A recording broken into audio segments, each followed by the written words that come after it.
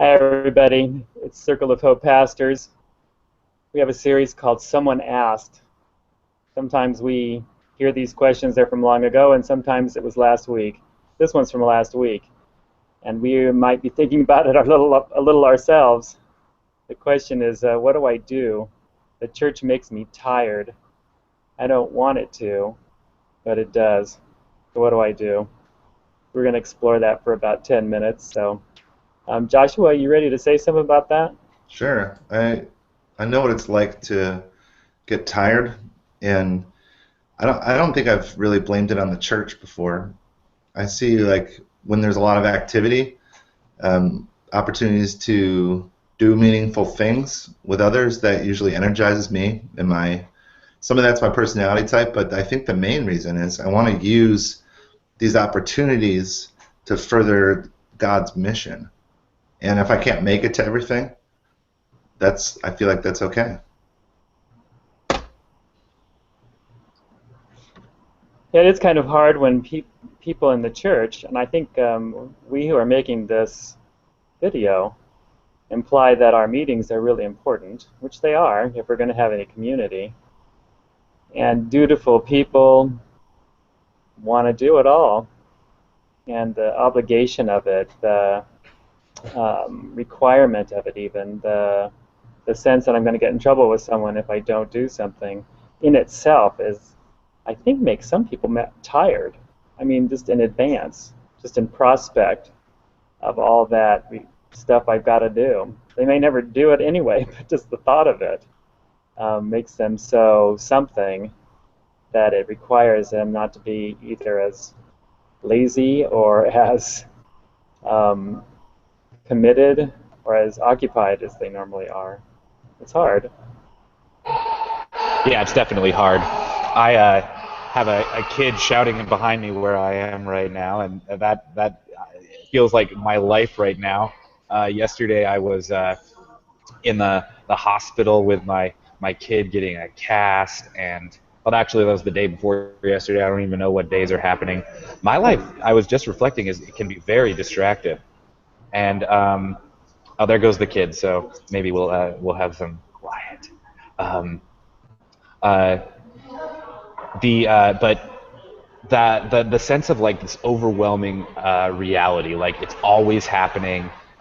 It's it's bigger than it actually is. I think is the sort of symptom of our modern life today. Stuff is always happening, and I think that emotional exhaustion is really what people are dealing with more than physical exhaustion, or maybe they're connected, which they are.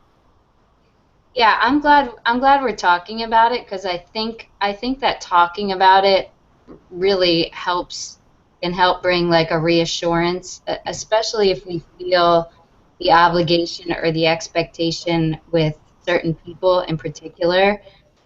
Sometimes I find that when I talk about it, it was more in my head or related to other things in my life than it was about a real expectation. So I think the dialogue is really good. As someone who struggles often with finding security and meaning in things that exist outside of myself, like the amount of meetings that I'm at or something like that, I can really relate to people who get tired because of external circumstances. Someone was talking to me about this yesterday, and I asked them, instead of assigning your fatigue to the things that exist outside of you that you can't control, why don't you pray and see what God is telling you about what you need to do, what kind of boundaries you need to set, what kind of expectations you put on yourself? Because they come from all sorts of places, and it's hard to navigate this, especially a lot of our leaders are, in their 20s. They're trying to work out what I think is really hard to do. So I feel tired too sometimes, and I can relate to them. Yeah, it's kind of convenient to blame the outside stuff, isn't it? Rather than True. think about what's happening inside. I was talking to my spiritual director about this yesterday. I was feeling like I was in the midst of a lot of changing, a lot of responsibility. This building project I'm doing is hard. He managed to get me to do just what Rachel was talking about and look at what was happening in me and how I could actually see God in it and maybe find out something else that wasn't. It was so confusing to me and so inexplicable that I kind of wanted to shut down. But he kept poking at it until he got me to think about what was really happening, and it seemed a lot better than I had thought because I was ready to kind of back off and say, I just don't want to do all this. And whenever I do that, I think I better pray, just like Johnny's saying, because it might be something that needs to change in me. It might be a newness that needs to come out rather than me just getting thwarted by my circumstances. Do you think that the modern era with social media, people getting tweets all the time, and kind of being updated all the time about what's happening contributes to people's fatigue, or even what they're calling FOMO, fear of missing out? How do we... That kind of adds a whole different thing to the current era that maybe wouldn't have existed 20 years ago. I think it adds to our uncenteredness. We don't have, maybe we might have just that much more distraction, which keeps us from paying attention to that's going on inside of us. Because I think that's what we're all agreeing on right now, is that often the external factors, though they may be great, usually that feeling of being overwhelmed or tired is more better. I don't know what the right way to say that. It's better addressed internally and with God. So all of that distraction, I would say, contributes to making that more difficult.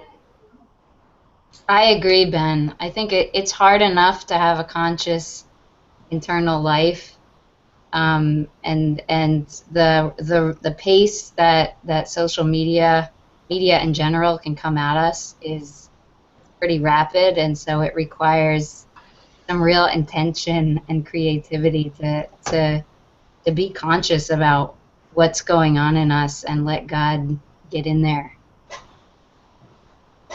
Well, I think we're also describing a sense of demand that a lot of us just kind of pick up. It's not necessarily communicated to us directly, and we're not even necessarily asked for things, but we feel that, especially, say, if you have some kind of event on a Friday, some other sort of like church-related party or something on a Saturday. Sunday comes around and it's at nighttime, and you're kind of like, I was just with all these people. Do we have to do this other thing? And there's some kind of prioritization, I think, that happens that maybe sometimes we don't prioritize worshiping together or something. But that's like, I think, a symptom too of an internal busyness where things are kind of cluttered in the interior, and spending time, like if you have a lot to do that day, that's not a time not to pray because you're too busy. For me, that's a time where I need more prayer because I have a lot to do. I have a lot of things that are going to mentally get me busy or spiritually get me busy rather than stay in the center. So I need to pray, or worshiping together is a space for me to, and I hope for others, to find that clarity, to find that strength, to find that peace in order to even be able to prioritize according to the deeper values of the kingdom of God rather than just how I'm feeling that day. Yeah, I think that's really great, Joshua. What I'm feeling that day strikes me, because I think when I'm with my wife, or even when I'm with you guys, I'm more likely to feel vulnerable. I'm more likely to get reactive, and I think it's a similar thing with the church. That the church is intimate, the church is familial, and when it's kind of an easy target for our anxiety and for our resentments, that may come from all those places that Johnny's talking about, with the big world out there, or may come from the inner turmoil that I've been talking about too, that we aren't always processed with. We have to just kind of note that. We have to watch that, or else we might end up shooting ourselves in the foot rather than actually getting what we need. If we're feeling needy or if we're feeling tired or resentful, we have to do what Joshua was saying and let God handle it rather than just lashing out at the most convenient target. That's true. I mean, in Circle of Hope, we have a lot of I just got a message on my phone that said this live stream is happening, and so someone might get that message and want to feel obligated to join this. There's a lot of opportunities that we create for people, not so much to get more out of you even, but to find someone else who may want to. It's an opportunity for connection, not an obligation for those who are already part of us. I think you're going to have to figure out how to do that and not feel so much pressure. When Jesus was giving right after he gave the Sermon on the Mount in Matthew, the way that Matthew writes the Gospel, in chapter 8, he heals all these people too. So he gives this long thing, and then he goes off the mountain, and he's interacting with all these people. At the end of the chapter, he says, the Son of Man has no place to lay his head. And I think that's because he feels a little tired too, because he's human just like us. And he, I think, even had to do searching within himself to figure out how he was going to do his ministry for the next year or so, taking what God has given him. And so I find comfort in knowing that Jesus had to navigate these things too, personally. I agree, Johnny. I had a moment last night where I remembered this because I was feeling worried about a lot of things, and I was trying to play a card game with my family and let things go and just have fun and get into this card game. And we had some music on in the background, and it reminded, all of a sudden I had this realization that I wanted to worship, that the music was kind of opening me up, and I realized that letting God care for me and worship is what really gives me rest. And it was just kind of a good moment of like, yeah, this being with God helps me to rest and enjoy the good gifts of my life that are right in front of me. Well, we have a lot to say about this, guys. Sorry that we don't have more time. I guess this is like the ongoing question we always are going to keep asking. It matters that you're tired. Sorry. I think we are saying God can help you, and